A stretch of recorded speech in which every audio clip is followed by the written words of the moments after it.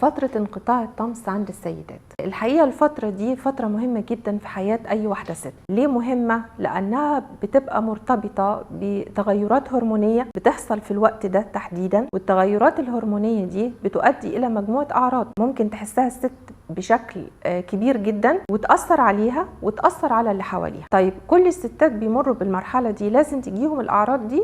لا، مش كل الستات، في نسبة مش قليلة ممكن تمر عليها المرحلة دي بأمان، لكن في نسبة أكتر من السيدات بيعانوا كتير في خلال المرحلة دي. طيب الفترة دي بتبقى حوالي قد إيه؟ معظم الستات بيعتقدوا إن الأعراض بتاعة انقطاع الطمس بتبدأ مع انقطاع الدورة الشهرية، لكن ده مش مظبوط. الموضوع ممكن يمتد لفترة طويلة قبل انقطاع الدورة، ممكن تكون شهور، ممكن تكون سنين، ويمتد برضو بعد انقطاع الدورة الشهرية شهور أو سنين. صحيح إن في بعض السيدات مش بتعاني في الفترة دي بدرجة كبيرة وممكن تعدي المرحلة دي عليها بأمان، لكن في نسبة أكتر من الستات بتعاني معاناة حقيقية في هذه الفترة. خلينا نقول الفترة دي بتتراوح ما بين سن 45 لسن 55، يعني الست تتوقعها في أي مرحلة ما بين 45 وال55.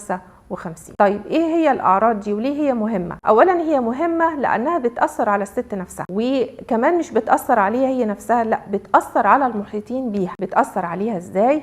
في بعض الاعراض اللي بتعمل لها اضطراب في حياتها كتير، زي مثلا الاضطرابات المزاجيه تكون طول الوقت او معظم الوقت متوتره. العصبيه، تأرجح المود ما بين العصبيه وما بين المزاج الحلو وما بين الاكتئاب، يبقى عدم استقرار المزاج. من الحاجات المهمه جدا اللي بتحس بيها اي واحده في الفتره دي ممكن الارهاق المستمر، عدم القدره على النوم المتواصل، يكون النوم كله قلق وتوتر، الى جانب الشيء المهم جدا اللي هي الهبات السخنة. الهبات السخنة دي من أكتر الحاجات المزعجة بالنسبة لأي واحدة ست في الفترة دي، ما بتحس إنه فجأة جسمها، خصوصا الجزء العلوي من الجسم، الوجه والرقبة ومنطقة الصدر، بتحس فيها بسخونة أو بحرارة شديدة، ممكن تقعد ثواني، ممكن تقعد دقايق وبعدين تختفي.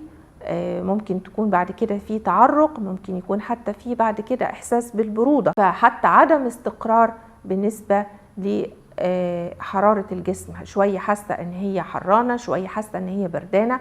والهبات السخنة دي من اكتر الحاجات المزعجة، ممكن تحصل لها عدد كبير جدا على مدار اليوم، يعني بيختلف من واحدة للتانية. في واحدة ست تقول بيحصل لي 20 مرة، بيحصل لي 30 مرة، بيحصل لي وانا نايمة، فبتبقى عملية مزعجة جدا. الى جانب بقى بعض المشاكل الاخرى زي زيادة الوزن والمشاكل اللي ممكن تؤدي إلى بعض الاضطرابات في العلاقة الزوجية. دي لو هنتكلم على الأعراض المباشرة واللي معظم الستات بتيجي تشتكي منها أو حتى بتحس بيها الست، وبعض السيدات بيجوا يشتكوا منها.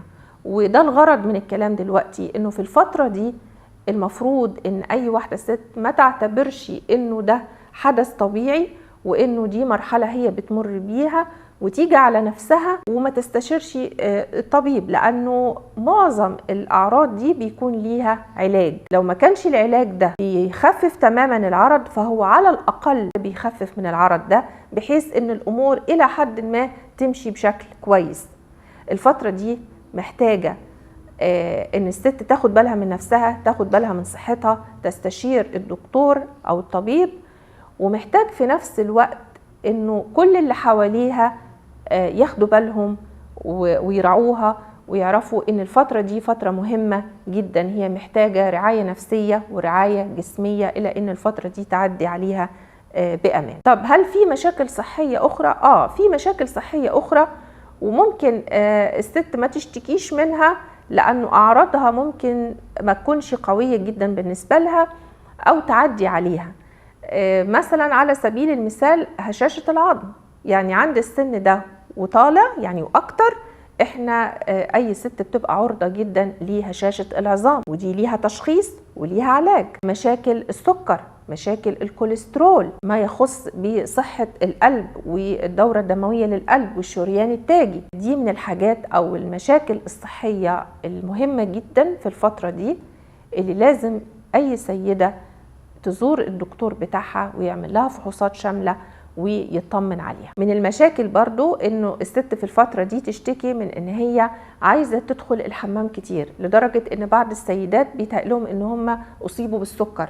لا، هي مش اصابة بالسكر، هو المشكلة انه السيطرة على المثانة في الفترة دي ممكن يحصل فيها شوية خلل، وتبقى الست محتاجة ان هي تفضي المثانة دي كل ساعة كل ساعتين. ولكن برضو في النهاية اقول كل شيء وليه علاج، إن لم يكن العلاج شافي فعلى الأقل هو بيخفف من الأعراض، بحيث إن أي سيدة بتمر بالمرحلة دي تقدر تعديها بأمان، تقدر تمارس حياتها بشكل طبيعي.